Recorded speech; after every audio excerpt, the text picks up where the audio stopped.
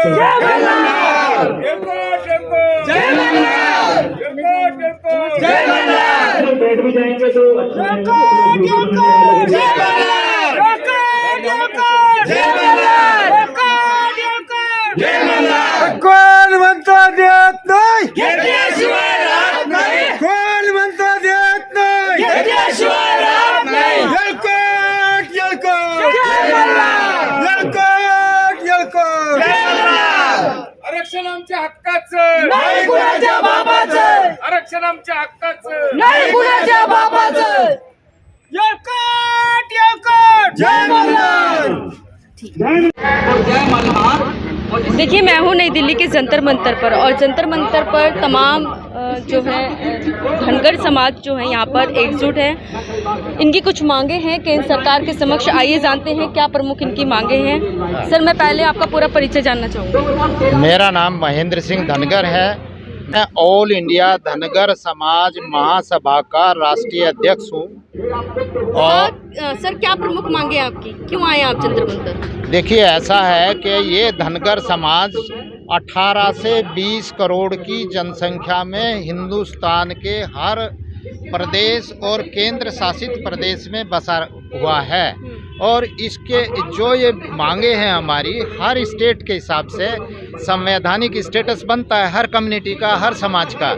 इसी तरह से हमारे समाज का जगह जगह के हिसाब से संवैधानिक स्टेटस अलग अलग है। जैसे दिल्ली में आज ओबीसी है, आज से पहले यहाँ पे भी शेड्यूल्ड कास्ट का स्टेटस था जो 1950 का आदेश है। उसमें दिल्ली प्रदेश का धनगर समाज, गडरिया समाज, पाल बघेल समाज, ये सारे इसके सरनेम है।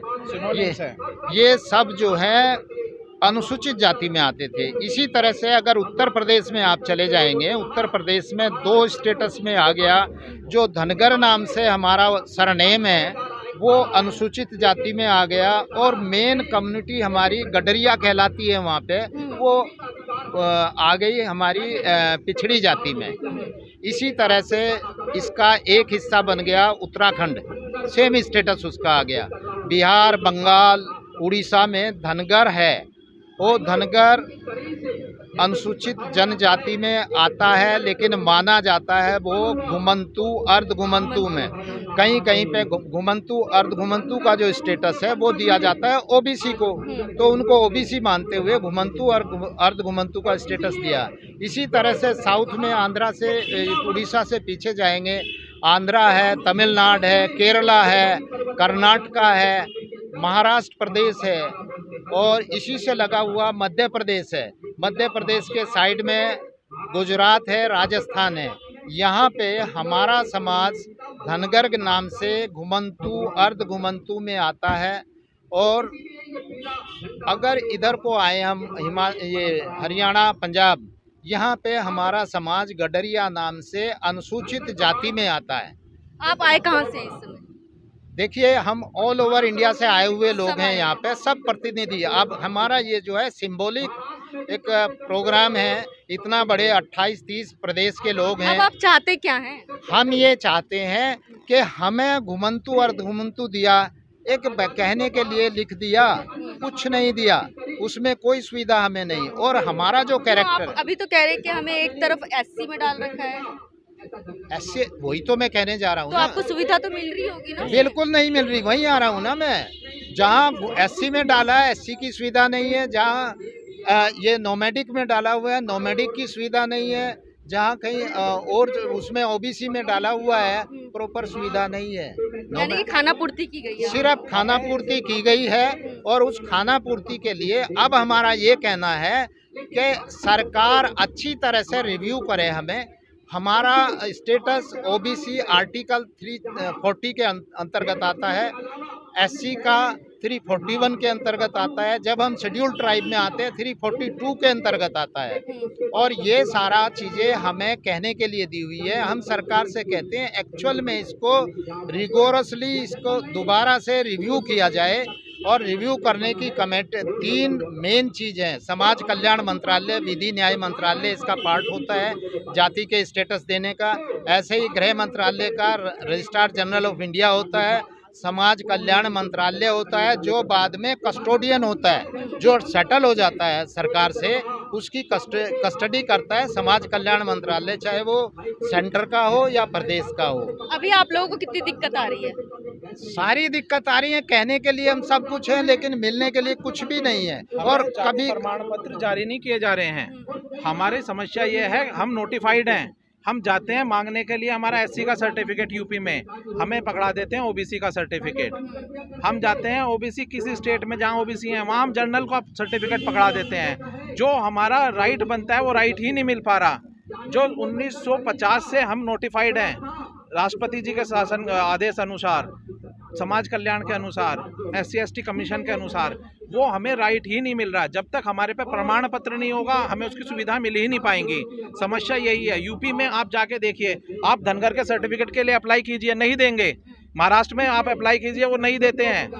जब प्रॉपर हमें चीज नहीं मिल रही तो हमारा काम कहाँ से चलेगा? इससे पहले आप लोगों ने ऐसे कोई प्रोटेस्ट किए? एक छोटा सा पॉइंट और बताऊं, बहुत मार्के का, ये महाराष्ट्र के लोग आए हुए हैं हमारे भाई, वहाँ पे 1950 से धनगर को शेड्यूल ट्राइब में नोटिफाई किया हुआ है और बाद में कह दिया कि आप नोमैडिक ट्राइब हो, शेड्यूल ट्राइब नहीं हो, ST नहीं हो, नोमैडिक ट्राइब हो।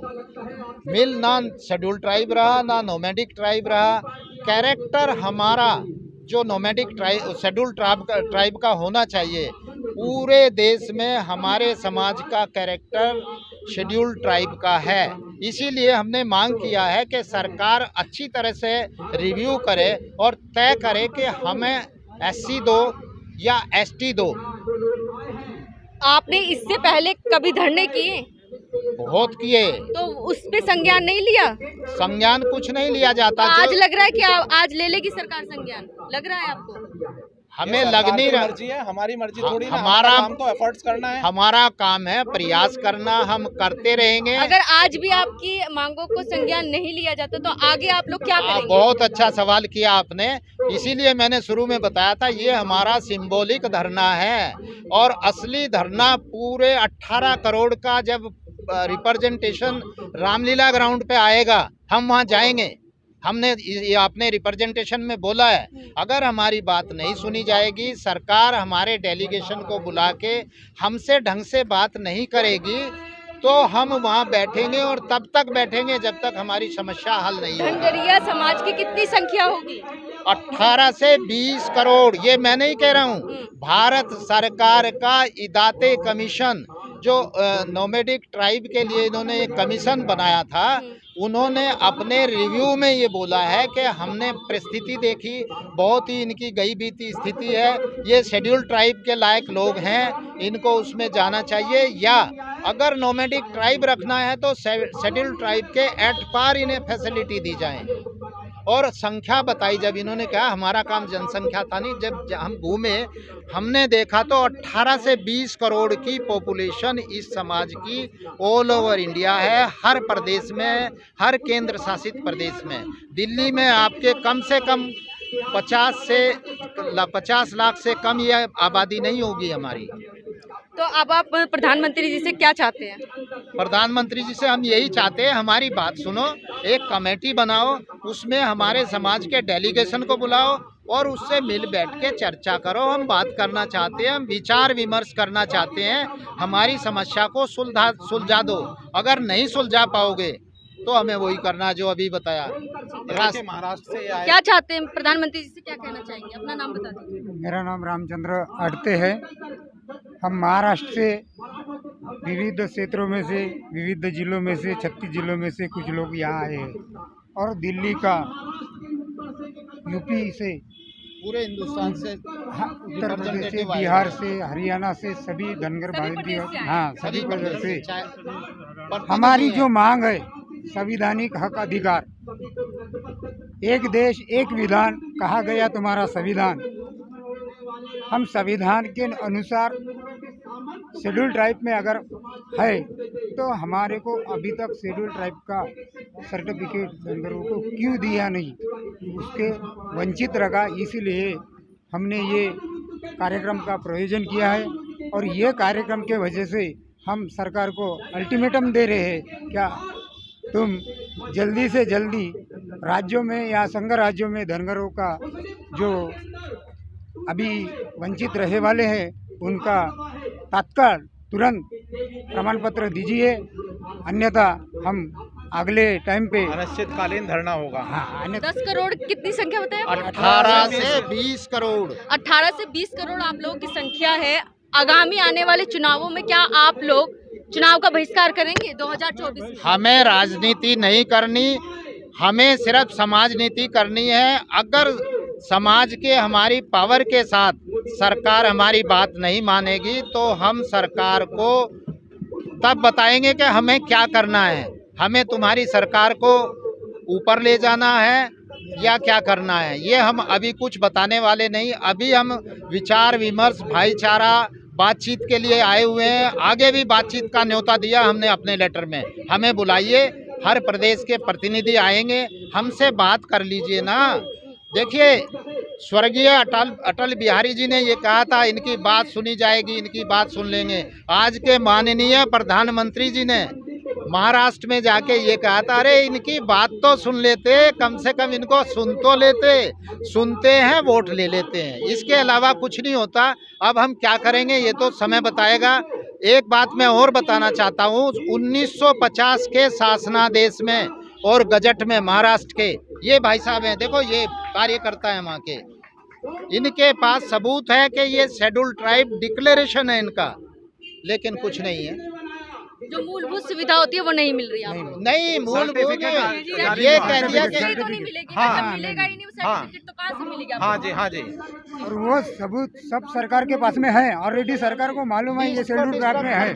जो शेड्यूल ट्राइब की लिस्ट है इनकी, उसी को डिस्टर्ब कर दिया, उसको लिस्ट में मेंशन नहीं कर रहे, जबकि नोटिफिकेशन है।